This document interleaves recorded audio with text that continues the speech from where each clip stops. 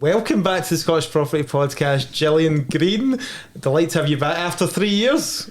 Thanks very much, guys. You guys are like a dynamic duo. You guys smash the Glasgow networking events. You must see each other every month. Oh yeah, like the busiest Scottish Property Podcast. Sorry, that's one, right. Yeah. The best one. The biggest and the best. No, I mean, like I say, obviously we've not spoken to you in the podcast for 3 years, but obviously, like Stephen just said, we see each other frequently once a month at the networking event. It's always good to catch up with you, and the thing that I love about you is that you are so active and you're always doing different strategies and trying different things and very creative with property as well. So I see myself as quite a boring, just buy to let, just vanilla sort of guy, but then I look at yourself and Darren and you're always doing all this mad stuff. So I wanted I say mad, I mean, like, it's obviously not mad, it's very smart, but you know what I mean. Mad isn't good, isn't big. Thank you, I take it as a compliment. So, what have you been up to since, obviously, the listeners last heard from you? I mean, what point, you said you listened back to the podcast and you were just coming out, you just left your job? Yeah, I think I'd left my job in, so it was March 2020. Stephen, we were just saying, I think it was 3 days before lockdown, the last face-to-face meeting I had before probably our lives changed. So yeah, I had not long left my job. I'd looked at I'd just looked there about what had we done up to that point, really just buy-to-lets and flips, and actually when I say really just, that's still a good thing. I love buy-to-lets, and it was the foundation of your business, wasn't it? Yeah, it's build that good foundation. And they're pretty safe. Yeah. Generally. But I just feel like, and I said this at networking event, I feel like you've pretty much done every single strategy under the sun. You're saying no, there's still, but you've done serviced accommodation, you've done HMO, you've done commercial, you've done flips, buy to let. What else is there left? Speak to Stephen. Oh, you've done an HMO as well. You guys went down south. One in England. Thinking back to then, it's I think we went buy to lets with flips, did a bit of sourcing, then we went into an HMO. That felt pretty scary. And we were managing it remotely as well. And then we did, what did we do after that? Did some more flips. Then we went to SA. Our first SA though, a holiday let, it was a bit by mistake. We bought something that we were going to flip, and then we just decided, actually, let's give this a bash. It's in a good area. Where was that one then? So that's one in Ayr, so it's near the racecourse in Ayr. I'm from Ayrshire, so I kind of wanted to do... In fact, our first holiday let I thought about doing, we looked at it years ago, was across in Fife. So obviously Darren's from Fife. We thought that'd be quite nice to have something across there that maybe we could use as well. Just come your holiday back to Fife. I know. And how are you finding that then? Because obviously, at the moment, as we are seeing it harder and harder to make money out of buy to let with interest rates rising, that we are seeing quite a lot of people looking at serviced accommodation and changing it into that model. Now that you've got that experience, now how long have those ones been running that you've been doing? So that'll be about a year. We've got two. You've got two. So now you're in a good position to kind of assess it after 12 months.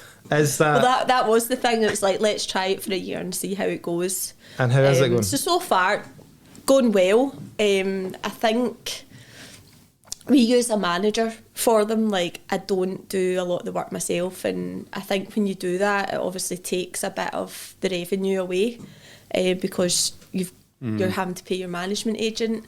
It's a bit for people listening, it can be a full-time job if you try and do that job yourself. Yeah, and I knew I couldn't. There's bits of it that's hospitality, I suppose, at the end of the day. There's bits of it that I thought I would really enjoy doing it. And the two we've got aren't that far away from us, but I just knew I didn't want to be phoned up in the middle of the night. I know you've done this as well, Nick, when you're saying you've only done buy-to-lets. You've had experience in that as well. Seems like another life. Dips his toe, gets scared and runs away. That's it. I'm still on buy-to-let.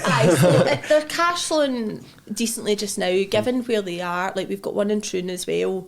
One of the things we're quite excited about is the golf coming to Troon next year. Brilliant. So that'll really... Is that the Open? Yeah. Aye. So that'll really, don't ask me when it is. What's the nightly rate for that? What's the nightly rate for that? I don't know, but we're expecting a good return on that one. The year's income in a week almost. Yeah, me and Darren are kind of debating heatedly right now about whether to keep one that is a flip. It's in Troon, and we're kind of debating whether we keep it for a year or so, just to see get the licence on it, and then see it through the open, and then decide what to do with it. Be a bit of setting up though, isn't it, with the serviced accommodation, with all the furniture and all that? I think so. One of the things, probably after we last spoke, I suppose at that point I was still working out what I actually like about this. When I got started in property, it was more out of we knew we wanted to do something different, but didn't quite know what. And we kind of got into property, and I just realised actually I quite like all of this. And I think through that period, that first 3 years, I realised when I was doing flips, I really, really enjoyed things like staging and setting them up. Buy-to-lets are great, but don't get a huge amount of enjoyment. It's not unless you're going luxury or doing something quite niche. Do you like the creative side of property, which is... Yeah, so for example, staging, this one in Troon, that's where we're at just now. And it's I've got all the staging stuff. I'm not paying for somebody to come in and do staging. So a lot of that cost for setting up the holiday let, I'm probably only maybe another $1,500 it's worth of stuff to set that up as a holiday let. So it won't feel too much more cost. Yeah, and you'll get that payback back a lot quicker as well. But probably the challenge is I could be sitting on my hands for a while, because as soon as we're working on the licence application at the moment, so as soon as that goes in, I don't know how long that's going to take. The licensing, yeah.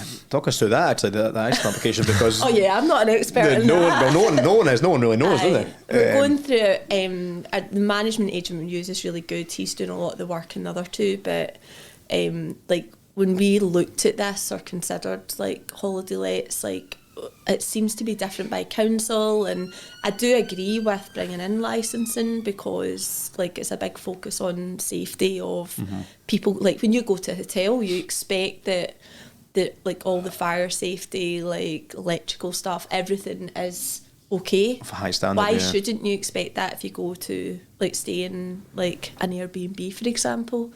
And I think for a while that wasn't there.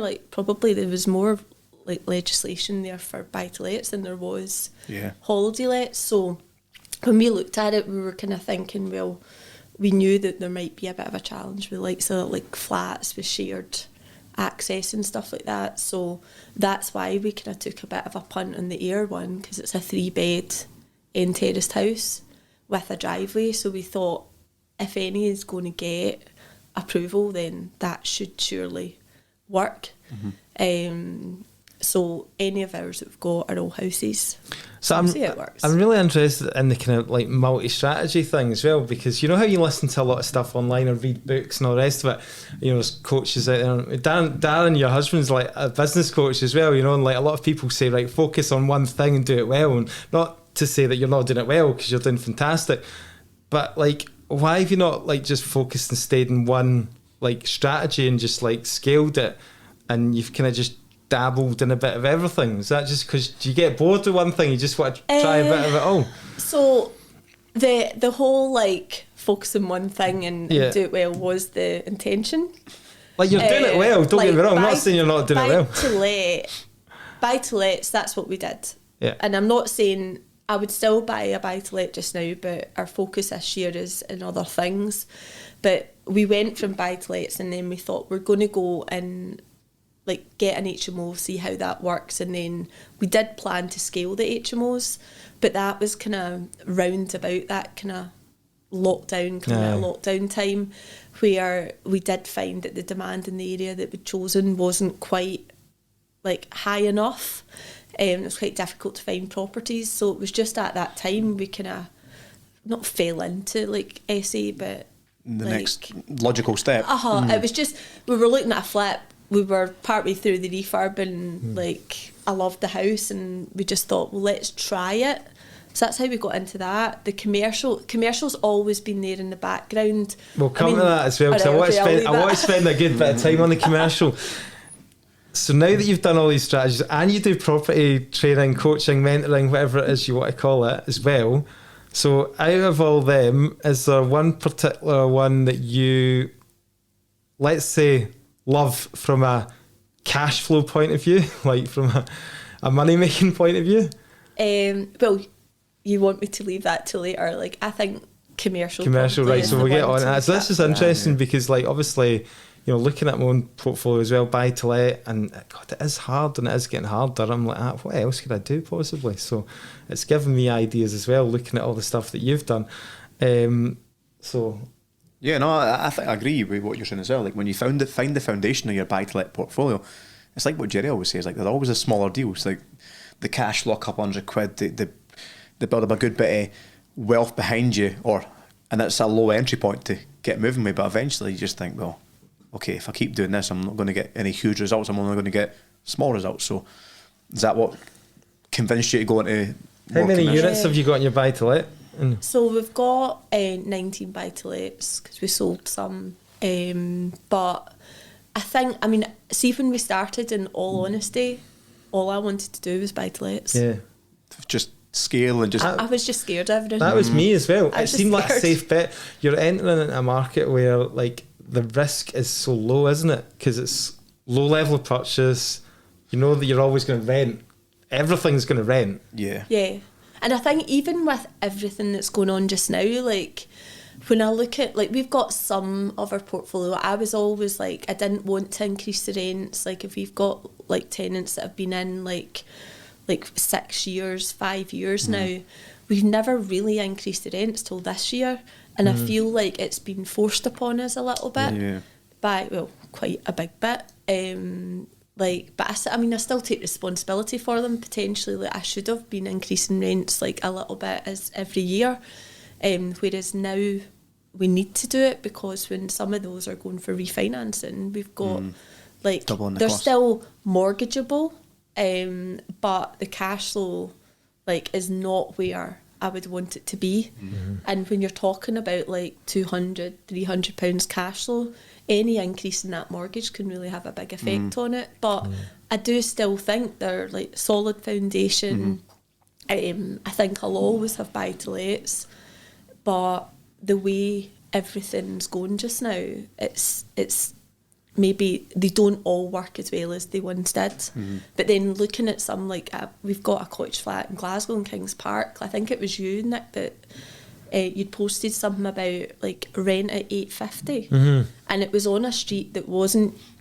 I would say the street we've got our buy to let on is better. Yeah, but mine is like, I think ours is like 600. Yeah, and that flat you're talking about, I thought it might struggle at that level, but it had unbelievable amount of response, and we rented to very good tenants, working professionals, good salaries, and they were happy to pay that. Yeah. Not happy, but so I do think it's like those properties maybe that are getting a bit of squeeze on your cash flow just now, like buy to lets, they're still going to work in the long term, like if you can hold on, because like if somebody moves out them, then you're going to get a new tenant in and it'll be back up at closer to market rent. But then where's market rent going to go? I guess it is just a property business that has multiple streams of income, though, isn't it? Really, your business. I mean, which is good because you're kind of like you're kind of diversifying the portfolio. So if one thing's not working, say the buy to let numbers start dropping, then you've got another thing that'll back up the SA and stuff like that. So you are kind of de-risking things as well. I think that was one of the reasons why, like when we initially did the HMO, we then didn't go. We actually got another accepted through a sourcing agent, and it got gazumped because it was down in England. And then we never ended up going and getting another one. And it's probably something I maybe look more at up here now. How was the cash flow on the HMO and house? Because that's been about a year and a half you've had that, hasn't it? So initially it was all right initially. It was like maybe... Just to give the listeners, this is a house in Liverpool. So, yes, it's across the water from Liverpool in Wallasey. Yeah. It was kind of, I suppose, like a kind of up-and-coming area. But we were able to buy it pretty cheap. We bought it like post auction.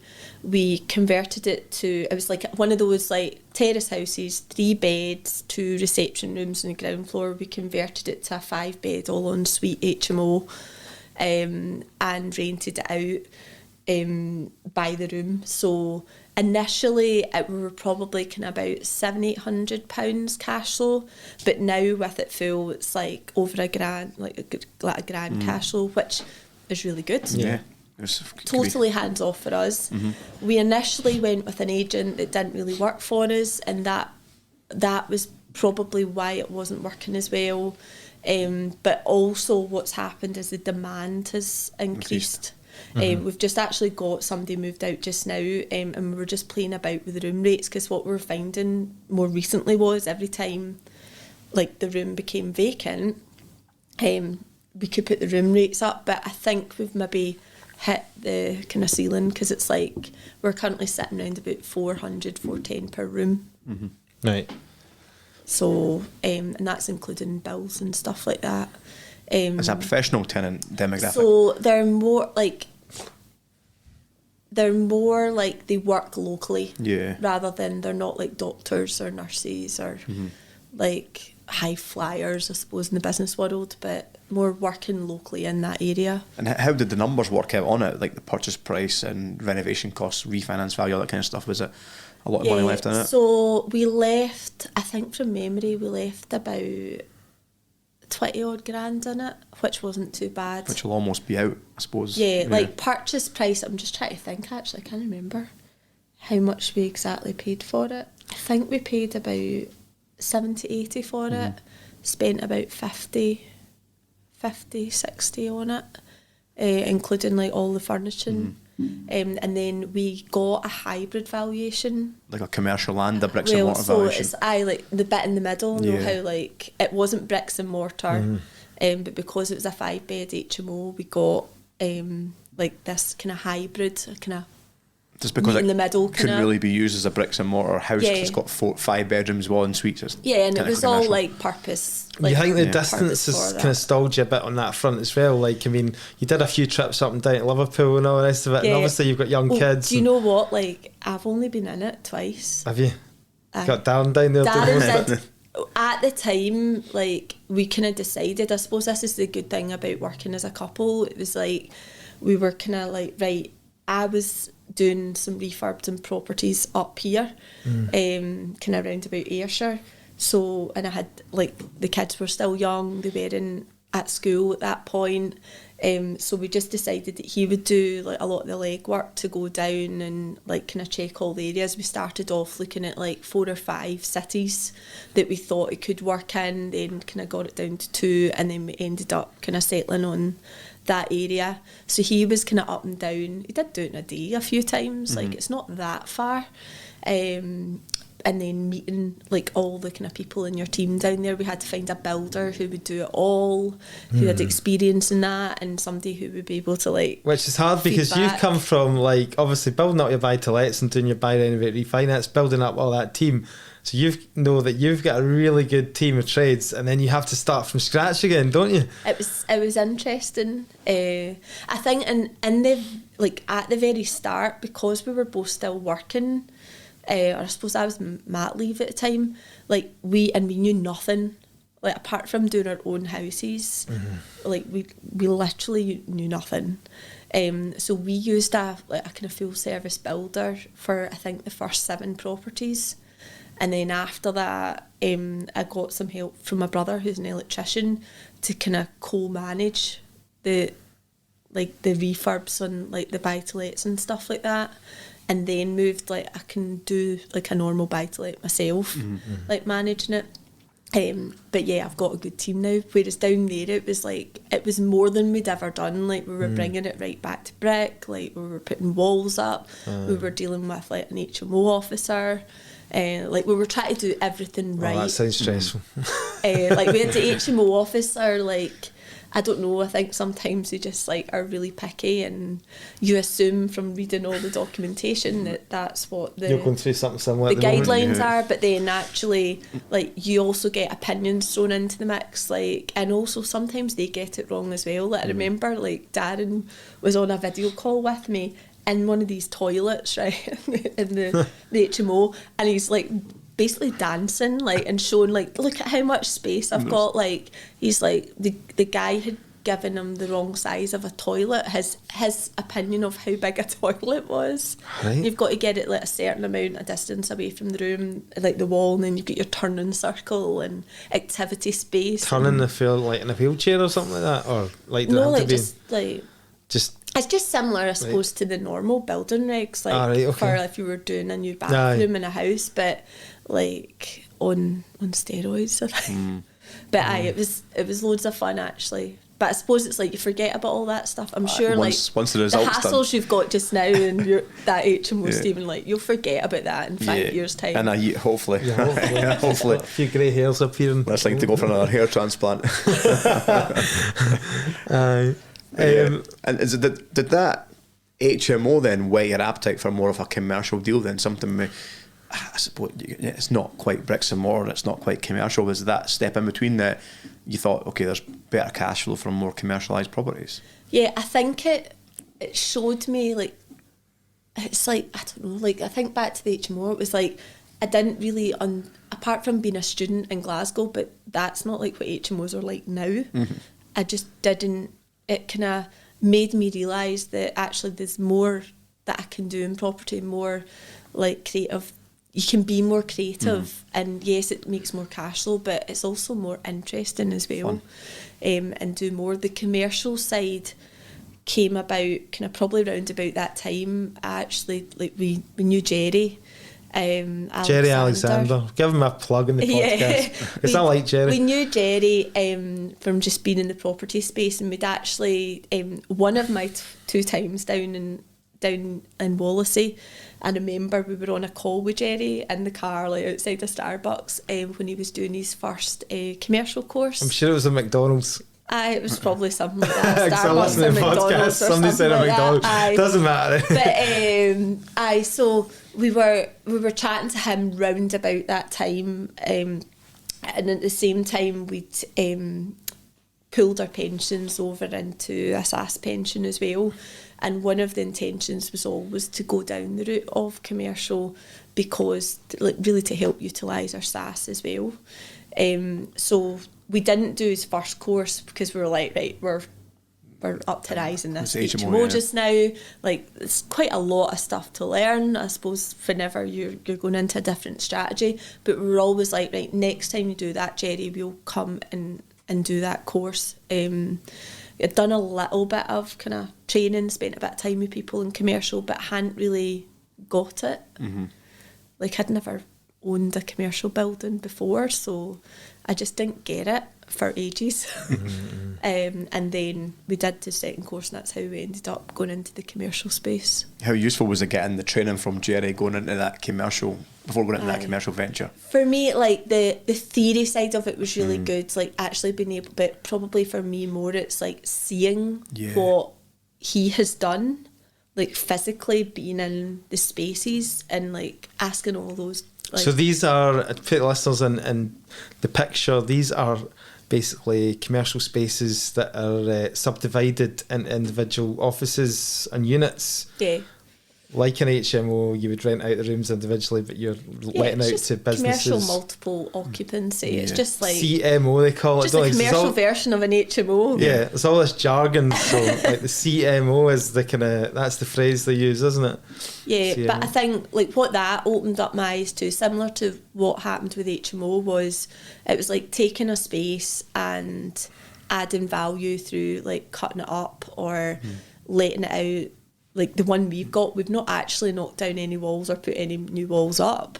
It was more just looking at a space and seeing, well, actually, in this market, like for this type of building, it doesn't necessarily suit to be let out as a full, larger space, but actually the demand and letting out the individual spaces or like cutting it up into smaller spaces and letting it out like that way. And it reduces risk, I think, as well, because you've don't just have tenants. One tenant. It's like, think of a buy-to-let. Now, I don't think we've really got that issue right now because demand just seems through the roof in buy-to-lets. But, like, I remember, like, having kind of way back, like, you know, when you start and you've got, like, 1 or 2 buy-to-lets, like, if you've got a buy-to-let that's empty, then you're like, I've still got to pay the mortgage, but I've got no revenue. Whereas with like an HMO or an CMO, like you've still got other people paying. That's where it doesn't make sense if you've got a small portfolio, you know, 2, 3. You really need to have and buy to let now. I absolutely 100% agree. If you've got one house, instead of being that asset, the minute that tenant's no longer there, not paying the rent or it's void, it becomes a liability. At least when you've got a commercial building with 10, 20 tenants in it, one leaves, you've still got a cash flowing asset. You've not got this liability. You've just lost a tiny little piece of the puzzle. So you don't feel it, and it's like one of the differences I've seen is just purely on a revenue perspective. It's like throughout the month, I've now got, I suppose it's like the multiple streams of income kind of theory there. It's like you don't have like just one, like when you've got that one buy-to-let, it's like money comes in once a month. Whereas now it's like I've got that spread right throughout the month, which is nice. So like right now you're in the commercial world, right? Obviously you've tried to educate yourself a wee bit. So you've got Jerry there, obviously, which is, it sounds like he's been good support to you. But you are totally in a different world altogether, aren't you? So how did you feel? Did you feel nervous? Like, did you, when you started going out and looking at properties and stuff like that, how does that feel when you're going into something completely new? I was scared. Scared? Like... What were you scared of? So, scared that I would ask stupid questions, scared that nobody would talk to me, scared that I would buy something that would fall down, scared that, like, honestly, I could go on and on, like... But I just think that's scared normal. That you're going to overpay because, you know, in the residential space, it's so easy to value a property. You get the home report, okay, that's not maybe the exact value, but you can go and Rightmove house prices and see the one next door that's sold for that. So it's a bit more of a grey area, isn't it? Or it feels like that going in. Working out your end value is scary as commercial because it's not like Nick's saying, it's not, you've not got these clear-cut comparables. It's like, well, what income can I generate from this building is going to then give me this end value. So and I think like I still feel that because we've only got one commercial building. Like it's not like we're still in the very early days, but it's given us enough of an appetite to want some more. You've got one more than me, and I'm interested in commercial, so I want to know how it feels. And like you say, the fear. So at what point did you get over that fear? And what are the kind of tips that you can give to people to, you know, when you're out there and you're trying to find properties, or like I've got a pot of money like you going into a SAS pension, right? I know what I want. Like I think I listened to you on the podcast and you said, I think, that you didn't really know what it was that would work, but then you went and saw, once you started viewing, and then you stepped into this one building that you eventually bought and you just knew straight away. So is it just about getting out there and getting some viewings under your belt? I walked into building, I knew, but it took me to the second viewing to actually offer on it. Right. But I think, so for me at that time, like Jerry always talks about, like Jerry's getting loads of plugs in this, but he always talks about getting in the swim, and it is like, just get out there and speak to people, build up your knowledge as you go. Like I think there's a balance between like not necessarily knowing exactly what you want and just getting out there and like putting your feet on the ground and going seeing what options there are, to wasting people's time. Like I was really worried I didn't want to waste anybody's time. So but actually the beauty of, I suppose, commercial is it's a bit of a smaller world. Now that once you get into it, I feel like everybody's doing commercial, and I feel like it's like the new thing. Like, oh, really? Yeah. But I don't know whether it's also because a lot of people I know are getting into commercial. It's just like when you first get into property, it's like, oh God, everybody's into property. it's not as like... You're looking for a red sports car, you'll spot that red sports car everywhere. Yeah, absolutely. It's just it's in your peripheral now, isn't it? Yeah, so I just went out and I Googled like who's the commercial agents in Ayrshire. I wanted to buy in Ayrshire because I know it a bit better. I felt it was a bit less saturated, but there was still like scope, maybe a bit more affordable as well than some parts of Glasgow. At the time I was still we were still in Glasgow, but we planned to move back to Ayrshire, and I wanted initially I wanted the unit to be quite close to where I was, particularly because we were thinking about CMO, and the way that I was kind of looking at it is, well, we need to scale quite a lot before we could hire somebody to manage it for us, so we're going to have to be a bit like hands-on with this one. So we just looked at the bigger towns and Googled like commercial agents and literally just started picking up the phone. So you get the likes of your DM Hall, Shepherds, all these kind of commercial agents. And actually it was really nice because most of them actually are easier to talk to than I would say the resi agents, because there isn't as many of them. It's more on relations, isn't it? They want to sell to you as an investor, whereas quite often, particularly in the market that we're kind of in it, like maybe about a year ago, like I remember some of the resi agents, you'd phone up and be like, oh, I'm interested in this property, and they'd be like, well, if you're an investor, like kind of like piss off, like unless you're gonna we talked about that a lot of time, didn't we? And you were actually kept saying, let's see when the tables are turned, like when the market starts slowing down, let's see what sort of attitude they'll have to us. Then they'll change it. And I always found that it was quite, you kind of knew quite quickly the ones, like if you, I kind of vividly remember this last couple of years looking at anything on the market. If you went to an agent where there was a 25, 26-year-old girl that's been in that industry for 5 or 6 years from university, don't have a fucking clue about any other market than it just going like that. Offers at home report or over home report, and that's all they know. Whereas if you went and spoke to the guy who's been there 20 years or 15 years, he knows shit. He remembers 2008. He knows that investors are here all the time throughout every market. So you knew that they ones would give you the time of day, and they were the ones that you just kind of zoned in on. I'm going to speak to you because I know that you're actually you've got enough experience to actually have a conversation with me and take me seriously, and still keep that relationship strong, because you know it's going to benefit your business and in the coming years when it matters. Yeah, and I think in commercial, it's like they generally are like nice. Yes, like I'd love to be on their like black book and like I'm not really getting that yet. I've had a few that like they've said like, but I suppose it's just I was like get out there, speak to people. And then when we got the one accepted... Can you describe that building and what it was you actually bought? Sorry, Steve. Yeah, no, I was going to ask him more about the building, yeah. So it's like 4,500 square foot sandstone building in Irvine, quite central, just off like the main bit of Irvine. Originally it was like a railway station, like kind of terminal for the Caledonian Railways that are no longer about, and over time, like the owner that had it before us, he was an insurance broker and he owned the whole building. He'd basically built his business up, kind of bought like multiple buildings and then sold the business. I think he still worked in the business, but this was him retiring, so he was selling this particular building off. Been on the market for quite some time before we went in and viewed it. So if you look at it from the front, it's split into 3. So we've got the bottom left, which is now well-being at 43. It's got 3 individual units in there, and then like shared kitchen facilities. Bottom right is on a lease. It was when we bought it. It was in the first year of a 10-year lease.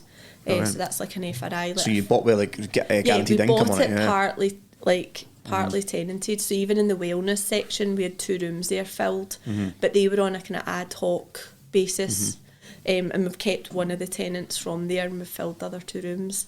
The lease, it was with a surveying company, well-known surveying company. So that's actually been So you're now the surveyor's really landlord. Yeah, which is weird, but come and do my home reports. It's really good because actually, like, again, building up relationship with them. I know if I've got a question, if I'm looking at a property, like I can go and ask them, they'll give me like a good opinion on that. And I think that's actually, I've got a good relationship with the commercial agent in that space as well now. So like I'm hoping the next one we get is going to be because of that relationship. So then the upper, it was empty. It was, you can imagine, like 80s decor, like everything was blue, just old heating, lighting, like everything was just a bit. So this is where the major value was added from the project, was the upper floor. Empty. We've got a car park at the back. It's like 27 spaces as well, which is really useful. What price was it advertised for again? So originally it was on for like high 300,000 or something like that. And they were also at the same time, how you see quite a lot like rent, like things are up for let but may sell. I think originally it was kind of like that. But then when we saw it, I think it had gone to something like offers over 270 or 290, something like that. And then we bought it for 230. Brilliant. So almost a couple $100,000 off. Yeah. That is the part where that gets me in commercial. How do you know? Because a lot of the time, like you obviously had the benefit of having a price on the ad there, right? A lot of the time you don't see prices. Aye.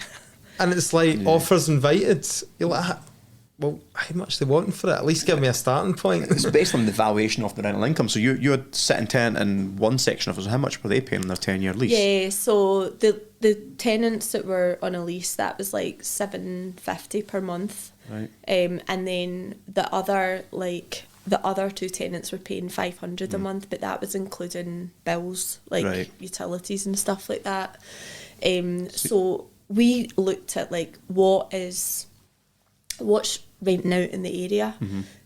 Right across the road from us is another CMO building, which probably would scare some people off. Yeah, so like 30 units. Does that make you panic and think, fuck me? And like a small town, you're thinking, how much demand is there? I just thought, well, that means there is demand. Yeah. But so I looked and it was full. Right. Bar a few units, they were actually cutting up into smaller units. So you knew what was the council just moved out a larger unit. So we just started looking at what are things renting out like per square foot in that area. And we looked at some like of the ads online. Like I suppose you could do like a bit of a ghost ad as well. Like where would you look? Like what sort of websites just for people? I looked at like Nova Loca, Gumtree as well, like just to see like sometimes those sorts of things are up there as well, and Rightmove. The actual building initially, where did you find that advertised? So it was on Open Market. On Rightmove or Nova Loca? It was on Rightmove, it was on Nova Loca, right. And it was Shepherds that were selling it, so it was on their site. I'm assuming that it was valued up at where its potential could have been, so if the building could have generated 40 grand a year, that's just spitball numbers on 10 times multiplier, it's worth about almost the 400 grand mark, but it was only sitting with one tenant on a 10-year lease, and the other ones was a bit ad hoc with. And it needed work done as well. How does that work with the multiplier? So you'll find the multiplier what the business generates is generally what it's worth, but then it depends on who your covenant is, who your tenant is. They've got a good tenant. Some tenants will be like a surveying firm, like pretty good tenant on a 10-year lease. Is good. Whereas that'll add more value. Than you might get a 10 times multiplier on that bag. Right. And like leases are looked more favourable than like licenses, like your more shorter term like options. And how do I know, like, obviously I know you're not an expert and you've only bought one, as you said, but you've got a lot more experience than you have as well, Stephen. So like, how do I know that I'm not buying a dud here? Do you have to get an independent survey in? So we got a survey done. I found this quite funny at the time because obviously there's not many agents, right?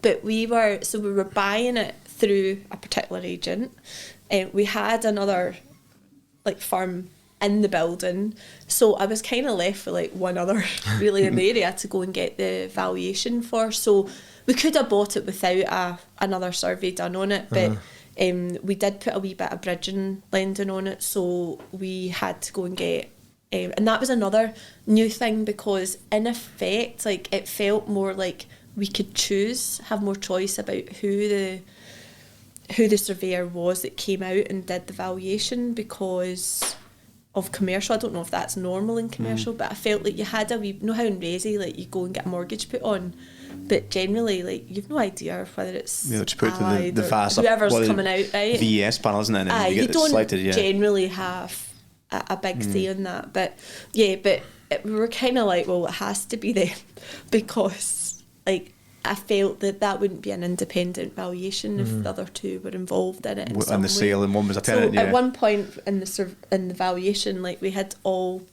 from 3 of the main surveying firms all in the one room. And I remember saying to them, "Well, this is quite weird." So, but did they value it? So you paid $230 for it. So what did they value it around? So they gave us a vacant valuation. So it was like a pack like that. So like 50 pages. So we got a vacant valuation, we got a valuation as it stood, then a valuation based on it being full, and then is it like a fire sale type value? 90 day or 180. But I presume they don't give you like a CMO valuation or anything like that. So that's where you have to start getting a wee bit creative with numbers and stuff like that. So did you have an idea in your head then? Obviously you'd done the market research, how many units I can get, how much I can rent each one out for. So you had to do all those numbers presumably, and then did you look at end refinancing products as well? And did you have an idea how much you were going to have to pay out at the end? When we were doing all the numbers, like the good thing was we didn't have to like tear down walls, put any walls up. We now potentially have further opportunity to do that, but the reason why when I walked in there, I was like, this is what Jerry's talking about. Like literally it's like a corridor or a hallway that you've got 10 rooms all off it, and it's all like different sizes of like office space, I suppose would be the best way to describe it. So, and then downstairs we've got another 4. So when I looked at it, we were like, right, 14 units. We already knew what the lease was on, based on the fact that the ladies that were in the wellbeing centre knew how much they were paying currently, and they seemed quite happy with it. So we just decided, right, well, 500 per room down there. Like there was no scientific like way of doing that. Like it seemed to be a figure that worked for them just now. So why not continue with that? And then upstairs we did it. So I got a commercial agent to kind of show me, well, if they were to advertise these rooms, what would I get? What would they think the market rate is for like letting it out at like price per square foot? And I also looked at what I was seeing selling or like renting for that, and I added a wee bit onto it, and that's how we ran our numbers, and that's how we then.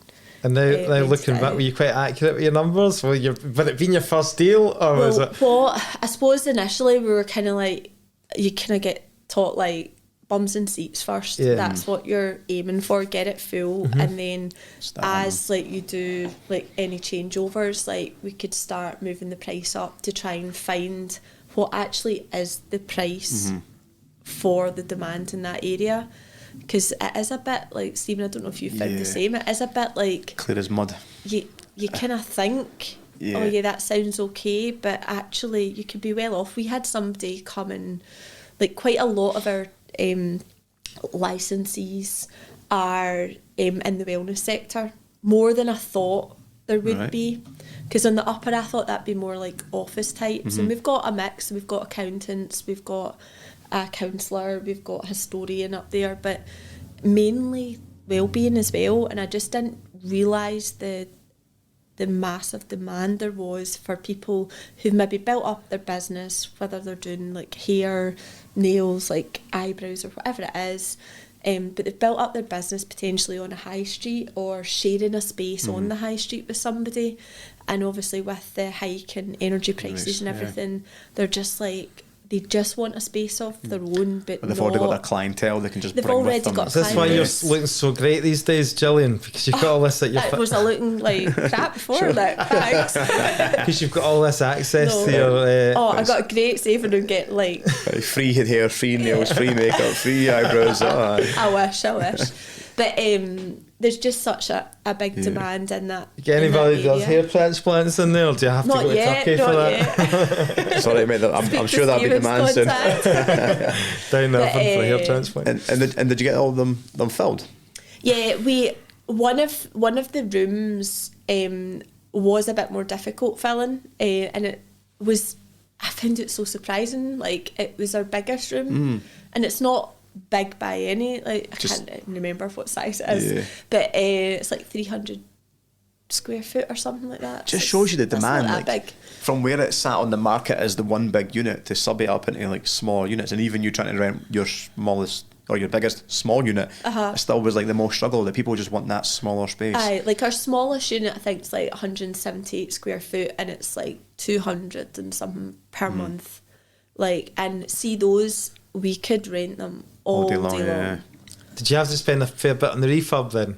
Aye, so the refurb was probably about 50 grand. Right. So, but that wasn't like knocking down walls and putting up walls and all the rest of it. Do you know what I mean? We had to put in, like, 13 new windows, right, like 27 electric. So one interesting thing that I've found out recently, I'm still going through this just now, I'm about to get a new EPC done in the building, because it is an old sandstone building. We've got other plans for it going forward, but I was a little bit worried because I wasn't putting gas central heating in. There is gas on the street, but we decided to try these energy efficient electric heaters. They're not storage heaters though, and I know in Resi, like, that could go against me for the EPC. But I was speaking to yous, actually. I've not listened to the podcast yet. Yous have just had somebody on talking about it. Yeah, Neil talking about EPCs. Yeah, he was good. The guy that I'm using was saying, actually, there's been a change recently where by what you've put in, actually, it's not going to negatively affect you in commercial. Right. Don't know whether Neil's mentioned it, but we didn't really talk about commercial. I need to look into that, because I think we're going through back end lending now. Oh, is she doing the exit refinance? So when you initially done your numbers then for your purchase, was the main focus on the cash flow, or was it more, we need this end value to get all the money back out? What was the biggest we knew KPI? we'd be able to leave a bit of money in, but the main thing was getting the cash flow and then recycling as much of it as we could. So we bought it for 250, spent about 50 on it. We are expecting / hoping, because this is back to the scary bit. It is it does feel a bit like a dark art. Like, we're kind of hoping the valuation will come in like just shy or around about the 400,000 mark, and then we're looking at a product that's like 60% loan to value. Yeah. So we'll leave a wee bit of money in. How long do you, like, in commercial world, like, how long would you be in a deal like that for? Like, is it like a 5-year fixed? Or so for us, we did a little bit of bridging lending with Shawbrook, but the product that we got was more a kind of bridge to mortgage product. Right, so we got 2 years to do that in, so that's us. We've owned it just over a year now. But now that you've refinanced it, we're just about to do it. Oh, right, okay. We're going to do a 5-year fix. A 5-year fix, right, okay. I think it's a 10-year term, but we are looking at interest only. So we'll be planning like what we're going to be doing, obviously, at the end of that term. How do you sit on the scale of, like, risk then? Like, how would you, like, say that you were, if there was a scale of 1 to 10 in terms of taking risks in investing? I think I'm quite cautious, Nick, but I think it's more like calculated risk. So everything, like, I'd seen people doing it, I'd paid money to actually go and learn about it from the people that I'd seen doing it, and I've got good network, and I can work hard. Like, so you mitigate as much as you could, basically. Yeah. That's why I'm saying 5. But I think once you're in it, like, this is my next question, right? So, like, did you ever have thoughts about what happens if obviously there's a lot of uncertainty around at the moment in the economy. So what happens if we hit a bad recession and probably one of the first thing, I don't know, like, I'm actually wrong there because you'll know better than me. I think you said in the podcast, predominantly majority of your tenants are female and probably their clients are female as well. So in a recession, do females tighten up on their spending on their hair, makeup, they still nails? have to get like their nails done. It's essential. So that was recession proof possibly. It's going back to that whole like where's Amazon proof, isn't it? Yeah. It's like, and I'd be more worried if I had that upper floor let to one tenant. Or full-time accountants. I'd be more worried if it was let to one tenant, whereas if it's let to multiple tenants, like, don't get me wrong, like, think about COVID. Like, a lot of those businesses shut down, so that is a risk that I have to take on. But whether the government would actually allow us to all be shut down again, I don't know. Like, I don't know. The government would give you your £10,000 to each person for the rates relief or whatever it was. So it's, I just think you've got to take calculated risks. Obviously, it is riskier than residential, isn't it? There's no doubt, because you're dealing with like businesses. But his business is not more stable than a tenant. But like, in all honesty, see so far now, Jerry keeps reminding me, like, you're going to have a bad one at one point, like, and I get that, right? I've heard of like fisticuffs and like all of that, and like, Stephen, I don't know what you've experienced so far, but like, I find that in commercial, certainly in this building, like, it's just really nice to deal with.